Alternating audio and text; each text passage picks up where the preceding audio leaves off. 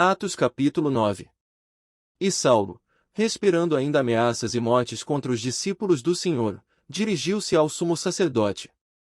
E pediu-lhe cartas para Damasco, para as sinagogas, a fim de que, se encontrasse alguns deste caminho, quer homens quer mulheres, os conduzisse presos a Jerusalém. E, indo no caminho, aconteceu que, chegando perto de Damasco, subitamente o cercou um resplendor de luz do céu. E, caindo em terra, ouviu uma voz que lhe dizia: Saulo, Saulo, por que me persegues? E ele disse: Quem és, Senhor? E disse o Senhor: Eu sou Jesus, a quem tu persegues. Duro é para te recalcitrar contra os aguilhões. E ele, tremendo e atônito, disse: Senhor, que queres que eu faça? E disse-lhe o Senhor: Levanta-te, e entra na cidade, e lá te será dito o que te convém fazer. E os homens, que iam com ele, pararam espantados, ouvindo a voz, mas não vendo ninguém. E Saulo levantou-se da terra, e abrindo os olhos, não via ninguém. E, guiando-o pela mão, o conduziram a Damasco. E esteve 3 dias sem ver, e não comeu nem bebeu. E havia em Damasco um certo discípulo chamado Ananias, e disse-lhe o Senhor em visão: Ananias. E ele respondeu: Eis-me aqui, Senhor.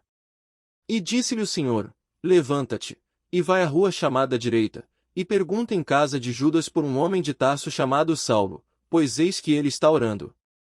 E numa visão ele viu que entrava um homem chamado Ananias, e punha sobre ele a mão, para que tornasse a ver. E respondeu Ananias: Senhor, há muitos ouvi acerca deste homem, quantos males tem feito aos teus santos em Jerusalém. E aqui tem poder dos principais dos sacerdotes para prender a todos os que invocam o teu nome. Disse-lhe, porém, o Senhor: Vai, porque este é para mim um vaso escolhido, para levar o meu nome diante dos gentios, e dos reis e dos filhos de Israel. E eu lhe mostrarei quanto deve padecer pelo meu nome. E Ananias foi, e entrou na casa, impondo-lhe as mãos, disse: Irmão Saulo, o Senhor Jesus, que te apareceu no caminho por onde vinhas, me enviou, para que tornes a ver e sejas cheio do Espírito Santo. E logo lhe caíram dos olhos como que umas escamas, e recuperou a vista, e levantando-se, foi batizado. E, tendo comido, ficou confortado. E esteve Saulo alguns dias com os discípulos que estavam em Damasco. E logo nas sinagogas pregava a Cristo, que este é o Filho de Deus.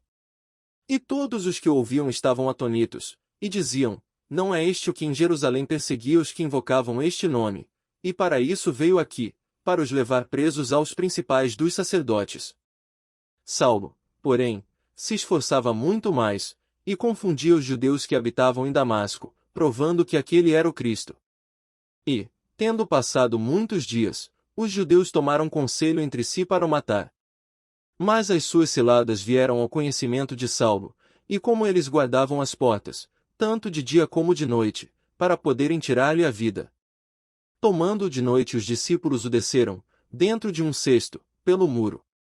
E, quando Saulo chegou a Jerusalém, procurava juntar-se aos discípulos, mas todos o temiam, não crendo que fosse discípulo. Então Barnabé, tomando-o consigo, o trouxe aos apóstolos, e lhes contou como no caminho ele vira ao Senhor e lhe falará, e como em Damasco falará ousadamente no nome de Jesus. E andava com eles em Jerusalém, entrando e saindo. E falava ousadamente no nome do Senhor Jesus. Falava e disputava também contra os gregos, mas eles procuravam matá-lo. Sabendo, porém, os irmãos, o acompanharam até Cesareia, e o enviaram a Tarso. Assim, pois, as igrejas em toda a Judéia, e Galiléia e Samaria tinham paz, e eram edificadas, e se multiplicavam, andando no temor do Senhor e consolação do Espírito Santo. E aconteceu que, passando Pedro por toda a parte, veio também aos santos que habitavam em Lida. E achou ali certo homem, chamado Enéas, jazendo numa cama havia 8 anos, o qual era paralítico. E disse-lhe Pedro: Enéas, Jesus Cristo te dá saúde, levanta-te e faze a tua cama. E logo se levantou. E viram-no todos os que habitavam em Lida e Sarona, os quais se converteram ao Senhor. E havia em Jope uma discípula chamada Tabita, que traduzido se diz Dorcas. Esta estava cheia de boas obras e esmolas que fazia. E aconteceu naqueles dias que, enfermando ela, morreu, e tendo-a lavado, a depositaram num quarto alto. E, como Lida era perto de Jope, ouvindo os discípulos que Pedro estava ali, lhe mandaram 2 homens, rogando-lhe que não se demorasse em vir ter com eles.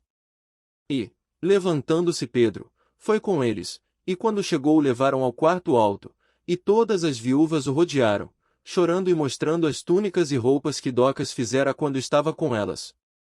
Mas Pedro, fazendo sair a todos, pôs-se de joelhos e orou, e voltando-se para o corpo, disse: Tabita, levanta-te. E ela abriu os olhos, e vendo a Pedro, assentou-se. E ele, dando-lhe a mão, a levantou e, chamando os santos e as viúvas, apresentou-lhe a viva. E foi isto notório por toda a Jope, e muitos creram no Senhor. E ficou muitos dias em Jope, com um certo Simão curtidor.